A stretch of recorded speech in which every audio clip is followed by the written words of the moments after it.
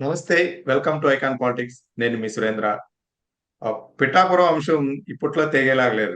అంటే పార్టీ పెద్దలకి ఈ విషయం తెలిసిందో తెలీదో తెలీదు గానీ, ఒకవైపు నుంచి వర్మ గారు టీడీపీకి లోకేష్ నాయకుడు అధినాయకుడిగా ఉండాలని చెప్పేసి మాట్లాడుతున్నారు.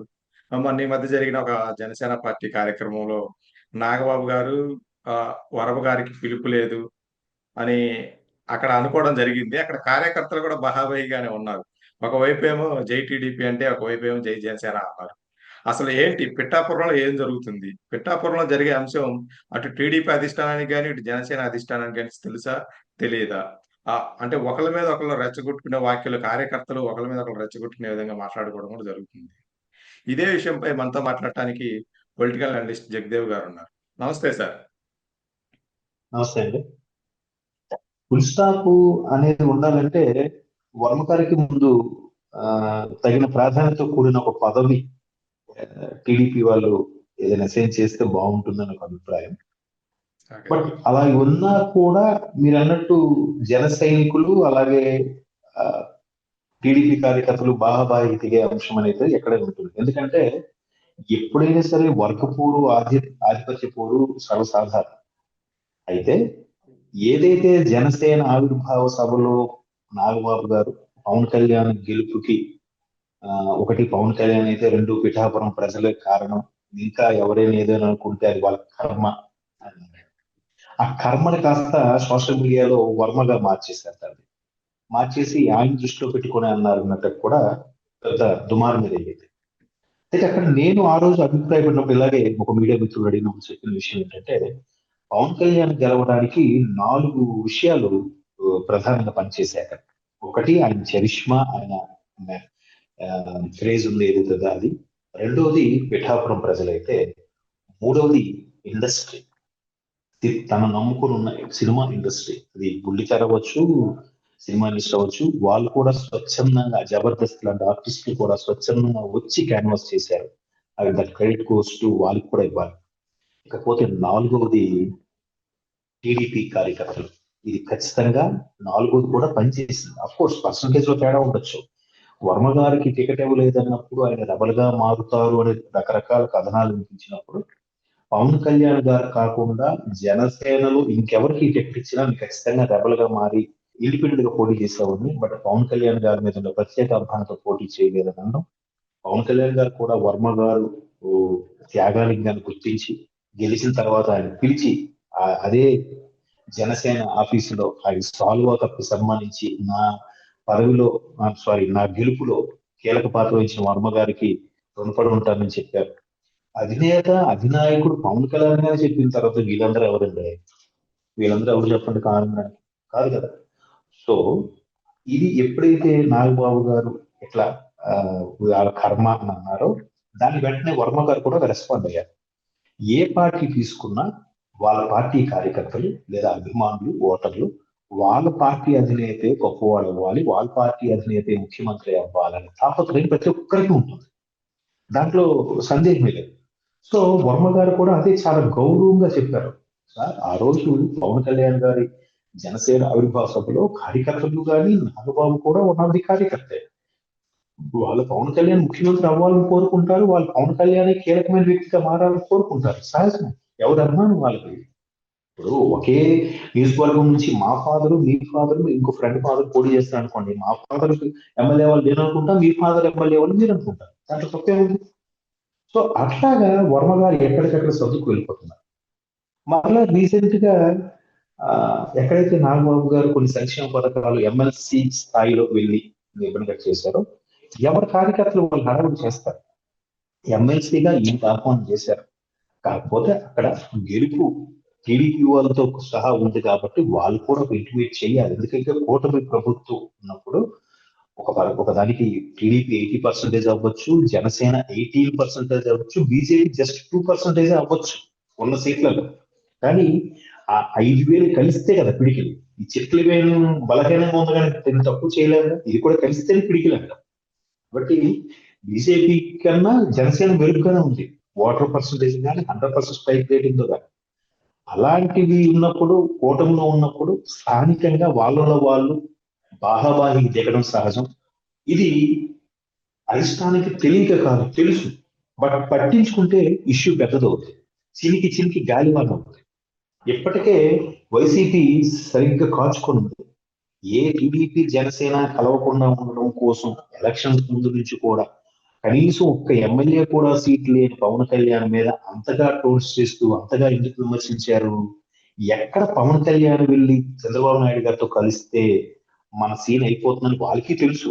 అందుకు కలవకుండా ఉండడం కోసం పవన్ కళ్యాణ్ గారిని పావలా స్టార్ అని, చంద్రబాబు నాయుడు గారికి ఎంత చెప్తే అంతే మాట్లాడతాడని, ప్యాకేజీ స్టార్ అని, చంద్రబాబు నాయుడు పవన్ కళ్యాణ్ ప్యాకేజ్ ఇచ్చాడు కాబట్టి సినిమాలు ఉంది సినిమాలోకి వచ్చాడని రకరకాలుగా ట్రోల్స్ చేశారు. కలవకుండా ఉండడం కోసమే ప్రయత్నం చేశారు. బట్ కలిసేలా చేసింది మళ్ళీ అదే వైసీపీ వాళ్ళు. చంద్రబాబు నాయుడు గారి మీద లేనిపోని ఎలిగేషన్స్ తీసుకొచ్చి అరెస్ట్ ఎప్పుడైతే చేశారో ఆ రోజే వార్ వన్ సైడ్ అయిపోయింది. ఇది నేనందుకు కాదు, ఉండవల్లి లాంటి మేధావులు కూడా ఇచ్చిన సర్టిఫికెట్. ఎప్పుడైతే చంద్రబాబు నాయుడు గారు పవన్ కళ్యాణ్ గారు ములాఖత్ అయిందో ఆ రోజే విక్టరీ డిసైడ్ అయిపోయింది, చారిత్రాత్మక విక్టరీ. సో వైసీపీ వాళ్ళు ఎప్పుడు కాచుకొని ఉంటారు. వీళ్ళు ఎప్పుడు గొడవ పడతారా, విడిపోతారా, మన ఛాన్స్ రాకపోతారా, లేదంటే ఇప్పుడు కాకపోతే నెక్స్ట్ ఎలక్షన్స్ అయినా మళ్ళీ మనం పుంజుకోబోతామని. కాకపోతే వర్మ గారి విషయంలో కూడా టీడీపీ ఆచితూచి అడుగులేస్తుంది. ముందు టీటీడీ చైర్మన్ అన్నారు, ఎమ్మెల్సీ అన్నారు, తర్వాత ముగ్గురు మస్తాన్ వీళ్ళందరూ రాజీనామా చేసినప్పుడు కృష్ణయ్య గారు అప్పుడు రాజ్యసభ పదవిలో అన్నారు. రకరకాలుగా వినిపిస్తున్నప్పటికీ ఆయనకి ఎందుకు ప్రాధాన్యత ఇవ్వట్లేదు అనేది కూడా అధిష్టాన నిర్ణయం బట్టి ఆధారపడి ఉంటుంది. మేబీ టీడీపీ ఇంకోలాగా ఆలోచిస్తుందేమో, ఎందుకు ఇవ్వట్లేదు అనేది. పార్టీ అధిష్టానము, పార్టీ అధినాయకత్వం ఆలోచన విధానం ఒకలా ఉంటుంది. దానికి స్థానికంగా ఉండేవాళ్ళు లేదా రచ్చబండ కింద చెట్టు కింద కూర్చొని, ఇప్పుడు చూసారా మీ హీరో చిరంజీవి గొప్ప అంటే మా హీరో బాలకృష్ణ గొప్ప, మా ఊరు కటౌట్ అంత పెట్టారు, మీ ఊరు కటౌట్, మా ఊరు సినిమాకి ఇన్ని కలెక్షన్స్ వచ్చాయని మాట్లాడుకుంటారే. ఈ కార్యకర్తలు కూడా మా డిప్యూటీ సీఎం గొప్పవాడంటే మా సీఎం గొప్పవాడని మాట్లాడుకుంటారు. ఇలా మాట్లాడుకున్నప్పుడు ఆర్గ్యుమెంట్స్ జరుగుతుంటాయి, వస్తూ ఉంటాయి. దాన్ని అధిష్టానంగానే పట్టించుకుంటే అది సీరియస్ ఇష్యూగా మారుతుంది. కాబట్టి అధిష్టానం కూడా పట్టించుకోవట్లేదు. మోరోవర్ పవన్ కళ్యాణ్ గారు కూడా ఏం చెప్తారు, చిన్న చిన్న విషయాలు ప్రతిదీ ఇది చెయ్యొద్దు. కూటమి ప్రభుత్వం అన్నాక బీజేపీ వాళ్ళు కూడా కలుపుకునే పోవాలి. ఇప్పుడు నాగబాబు గారు కార్యక్రమానికి టీడీపీ వాళ్ళు పిలవలేదన్నారు, మనం అయితే వాళ్ళు బీజేపీ వాళ్ళు కూడా పిలిచి ఉంటారు. నాకు తెలుసు బీజేపీ వాళ్ళు ఉంటారా. ఒక్క విషయం సార్, ఇక్కడ కూటమి ప్రభుత్వంలో బీజేపీ ఉంది సార్. ఎక్కడ ఏ కార్యక్రమం జరిగినా ఫ్లెక్సీల్లో కానీ ఏ కార్యక్రమం ఎక్కడ ఏం జరిగినా బీజేపీ వాళ్ళ ఫోటో కూడా కనీసం ఉండదు. ఇంకా పెద్ద నాయకులు ఎవరన్నా పురంధేశ్వర రెడ్డి గారు వాళ్ళు వస్తే అప్పుడు ఫ్లెక్సీల్లో కానీ మిగతా వాటిలో కానీ నరేంద్ర మోదీ గారి బొమ్మ వస్తుంది, మిగతా ఎక్కడ లేదు. ఇదే విషయం వాళ్ళ ఎమ్మెల్యే ప్రశ్నించడం కూడా జరిగింది. అంటే అసలు బీజేపీ అనేది వాళ్ళ కార్యకర్తలు కాదు, టీడీపీ జనసేన వాళ్ళు కొంచెం క్యాలిక్యులేషన్ వేయట్లేదు, అది వేరే విషయం. అయితే మీరు చెప్పినట్టు కుప్పం చంద్రబాబు నాయుడు, పులివెందుల వైఎస్ జగన్మోహన్ రెడ్డి, పిఠాపురం పవన్ కళ్యాణ్ గారు. పిఠాపురంలో 2 పవర్ బేస్లు ఉండడం ఇష్టం లేకే వర్మ గారిని చిన్నగా తప్పించే ప్రయత్నం చేస్తున్నారు అనే మాట ఒకటి వినబడుతుంది. అది ఎంతవరకు నిజం సార్? అది రాబోయే రోజుల్లో ఎలా ఉంటుందన్నది డిసైడ్ అవ్వలేదు. ఎందుకంటే స్థానిక పిఠాపురం ప్రజలు ఇచ్చే తీర్పు పెట్టి ఉంటుంది. ఇప్పుడు ఇదే వర్మ గారు ఇండిపెండెంట్ గా పోటీ చేస్తుంటే ఇది ఎంతవరకు వాస్తవం అని నేను చెప్పగలిగి ఉండేవాడిని. కానీ వర్మ గారు కూడా పవన్ కళ్యాణ్ గెలుపులో కీలక పాత్ర వహించారు. ఎందుకంటే వైసీపీ వాళ్ళు కొన్ని నజరానాలు ప్రకటించినప్పుడు, వాడికి గిఫ్ట్ రూపంలో ఏవో ఇవ్వాలని ప్రయత్నించినప్పుడు ఈ టీడీపీ కార్యకర్తలు అడ్డుకోవడం, ఆ వెహికల్స్ పట్టుకోవడం జరిగిందంటే అక్కడ పవన్ కళ్యాణ్ హెల్ప్ చేసినట్టేగా. సో ఒక్కొక్కరికి ఒక్కొక్క అడ్డ అనే చెప్పలేదు. ఇప్పుడు అలాగైతే ఒకప్పుడు మీరు కుప్పం చంద్రబాబు నాయుడు గారు డిసైడ్ చేస్తున్నారు, కానీ ఎన్టీఆర్ గారు ఉండేవారు, ఆయన హిందూపురం ఉన్నారు, తర్వాత టెక్కలి అన్నారు. రెండు దగ్గరలో కూడా మంచి ఇది ఉండేది. అది చెప్పలేము, ఒక్కొక్కసారి మారుతూ ఉంటుంది. ఇప్పుడు ఇదే లోకేష్ గారు ఏంటి, కుప్పం అక్కడ పోటీ చేస్తే బాగుండేది, అనవసరంగా మంగళగిరి చేశారు, ఓడిపోయారు కదా 2019లో అన్నారు. బట్ ఆయన ఏం చేశాడు, మంగళగిరిలో జెండా పాతాలని కసితో మళ్ళీ మంగళగిరిని కూడా గెలిచి చూపించాడుగా. అట్లాగే గెలిచిన తర్వాత చాలా రకాలుగా ఇది మా సొంత అడ్డ అయిపోవాలి, ఇలాగే చేసుకోవాలని తాపత్రయం అంటే ఉండొచ్చు, కానీ అది మనం చెప్పలేమండి. ఏమంటే ఇందిరాగాంధీ, ఎన్టీఆర్ గారి లాంటి వ్యక్తుల్ని ఓడించిన ప్రజాస్వామ్యం అన్నమాట. కాబట్టి అవును. మీరు అడిగిన క్వశ్చన్ లో ఒకరికి ఒక నియోజకవర్గం రాసిచ్చేయడానికి అదేమన్నా తాతల ఆస్తి కాదు, అడ్డా కాదు. అది ఎలా మారుతుందో చెప్పలేం. మేబీ అంటే ఈ అధిష్టానం ఇవన్నీ కూడా జాగ్రత్తగా గమనిస్తుంది. పవన్ కళ్యాణ్ గారు కూడా బాహాబాహి దిగద్దు, పెద్ద పెద్ద డైలాగులు కొట్టద్దు, ఊరిక ఇష్యూ పెద్దయ్యేలా ఫీల్ అయ్యేలా మాట్లాడద్దు అని చెప్పి కూడా పవన్ కళ్యాణ్ గారు శ్రేణులకు హెచ్చరించారు. ఈవెన్ చంద్రబాబు నాయుడు గారు కూడా చాలా జాగ్రత్తగా ఉండమని సీరియస్ అయ్యారు. కొంతమంది ఎమ్మెల్యేలు పిచ్చిగా మాట్లాడి రాజీనామా చేస్తామని బెదిరించే వాళ్ళు కూడా చూచాయిగా చంద్రబాబు నాయుడు గారు కొంతమంది ఎమ్మెల్యేలు చెరుకు కూడా అనిపించారు. ఆ నియోజకవర్గంకి వెళ్ళినప్పుడు వాళ్ళు కనీసం పలకరిస్తే పలకరించి కూడా రిసీవ్ చేసుకోలేరు. ఆ ఎమ్మెల్యే అవును. పేరు అనవసరం.